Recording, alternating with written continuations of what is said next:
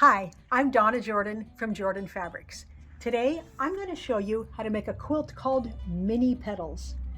This is a free pattern from Robert Kaufman, and it's great as a beginner quilt. It's going to be easy to make, but the result doesn't look like a beginner quilt. All we need are 2 sets of charms, 1 yard for the background and the little inside border, and 1 yard for the outside border and the binding. I get a lot of questions asking, what is a good beginner quilt? What would be the best pattern to make for my very first quilt? Of course, you can take charm squares and just sew them into rows and sew the rows together and make a very pretty quilt. Today, we're going to be doing something similar, but we're going to add something to each of the corners before we sew the squares together. Now, by adding something to the corners, it's going to make the quilt look a lot fancier. It's not going to look like a beginner quilt, but adding those, it's like a skill builder because those corners, that technique is something we will use in a lot of quilts that we make. I use it all the time. So let's go ahead and get our background cut and get started. I'm going to take my 1 yard of background fabric right to the ironing board because before we do any cutting, we want to make sure that this is absolutely flat so you can feel if there's any wrinkles in it, and then just give it a nice steam pressing. The next step is to cut some 2.5-inch strips. We need 10 of them. Since this is a free pattern, you can click the link right below this video and you can get the pattern for yourself so you can use that as a reference. Now, when I'm cutting, I like to use a little dumbbell here to hold my plastic ruler to keep it from sliding. That makes it easier for me to get accurate cuts.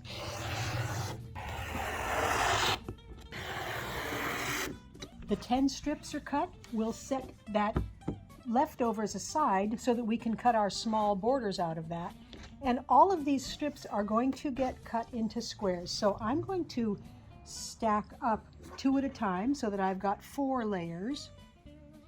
And then I'm going to line it up carefully on my cutting board. And then I'm going to cut this into 2.5-inch squares. Next, we need to mark the back side of all of these squares.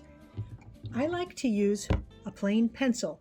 If you had real dark squares, you could use a chalk pencil like this white one here, but this will work on mine. So I'm simply going to put my ruler from corner to corner and then make a light pencil line right across the back of all of them. I've got all my charm squares and my marked background squares, and I'm here at the sewing machine. Since these are batiks, we do need to take a look at them and see which is the right side and which is the wrong side. If you can't tell, it doesn't matter which side you use, but sometimes one side is remarkably brighter than the other, and I think this is the right side. I'm going to take 1 square and I'm going to line up the raw edges there, and I'm going to stitch right along that penciled line.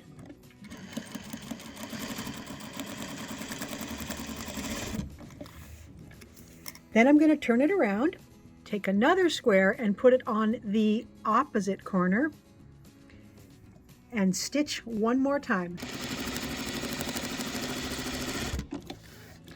You can tell if you've stitched it accurately by flipping this over on your sewing line and double checking to make sure everything is lined up. If all those raw edges line up, you know you've done it correctly. So let me give you a demonstration if your sewing is not perfect. If this is your first quilt and you don't stay on that line and you go off the edge here a little bit, then when you fold this over, it's not really going to match up. It's not a big deal. You can always take this stitching out. In fact, this stitching you wouldn't even need to take out. You could just stitch correctly on the line.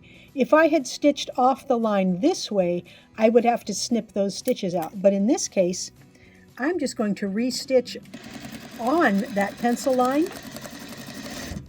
And now when I fold it over, everything is lining up.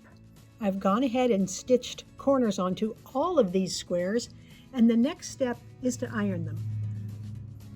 I'm folding that over, and then I like to press the iron on there first so it's dry, and then add a little steam. The last step is to cut off the excess fabric here on the bottom. So it's the bottom two layers, and I'm going to use my scissors and trim it so there's about a 1/4 inch of seam allowance left over there. This eliminates a lot of the bulk, and it'll make our quilt a little bit lighter. All right, those are all done. This is why this quilt is so fast, because there's just the one block, and it just has a little bit of patchwork on each block. I'm going to use the pattern to help me lay this out. It's going to be 8 by 10 blocks. So right now, I'm just going to not worry too much about what color goes where. I'm just going to lay them out kind of at random. Once the quilt is all laid out, I may decide to trade around the colors and make the colors look a little more balanced. We're starting to see a little X forming. So these face this way, that half faces that way, and once we get up to the middle here, these will shoot off there and those will shoot off there. That's the whole quilt laid out there. I didn't worry too much about what color fell where, but when it's all done, I like to stand back and see if I have too many of one kind of block all grouped in one spot. So if all of these were all together, I would trade around to make sure the color feels fairly balanced, but I try not to worry about it too much. This is a good time to double check your layout. I see that I've got 2 blocks facing the wrong way. These 2 right here need to be turned. And I always like to stand back and make sure that it's laid out just like what the pattern shows. I have made 3 or 4 quilts where I've had blocks turned the wrong way and haven't even noticed till the whole quilt is done. So it really helps if you stand back and take a look and make sure everything is turned the correct way now, because it's very easy to fix it now. We are ready to sew our first row together. The easiest way to keep your blocks in order is to pin them. So I'm just overlapping them just a little bit here and putting a pin in, and that way I know these are exactly facing the way I want them to face, so the row won't get mixed up. I'm going to take this right over to the machine. Then I can just stitch them up one at a time here. I'll take that pin out, put these right sides together, and there's nothing to match. We don't have to match any seam allowances in the middle. We just have to stitch right along here.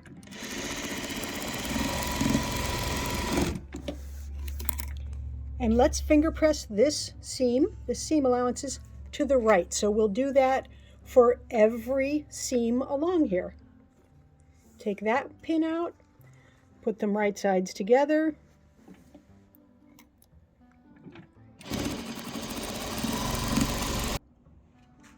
There's the entire first row. The second row, we're going to use the same procedure, but this time we will press the seam allowances to the left, which is the opposite way we pressed all of these. When we come to the third row, we're going to go to the right, the fourth the left, and we'll keep alternating all the way up. Here's the last row. All of the rows are now stitched together, and let me show you why we alternated the directions when we did the seam allowances. I'm going to take these first 2 rows, put them right sides together, and take them right over to the sewing machine.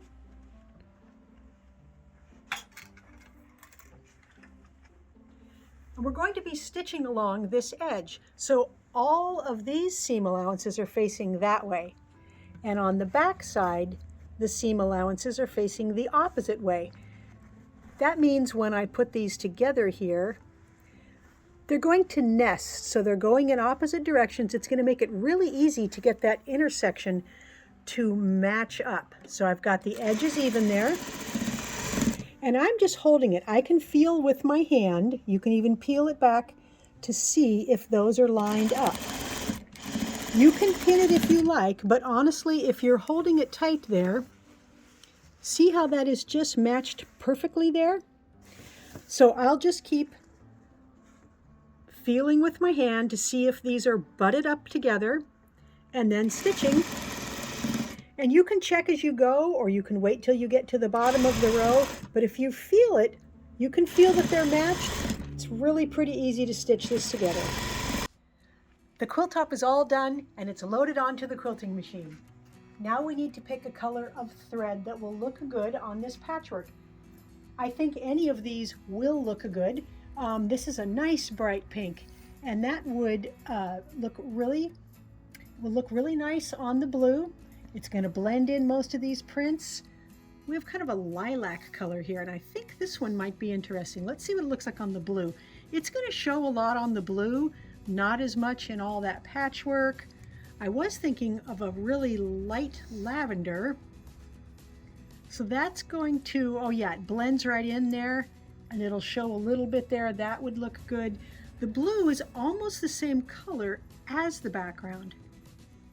It'll just show a little on the border, and then there's this nice dusty purple. Let's see what that looks like. All right, it doesn't show very much there. It's very compatible. I'm going to go with the dusty purple. For the quilting pattern, I really wanted to do something with flowers. This is called Blooming Things, and it's kind of a tropical bloom, and I think that will look really good on the prints we're using in the quilt.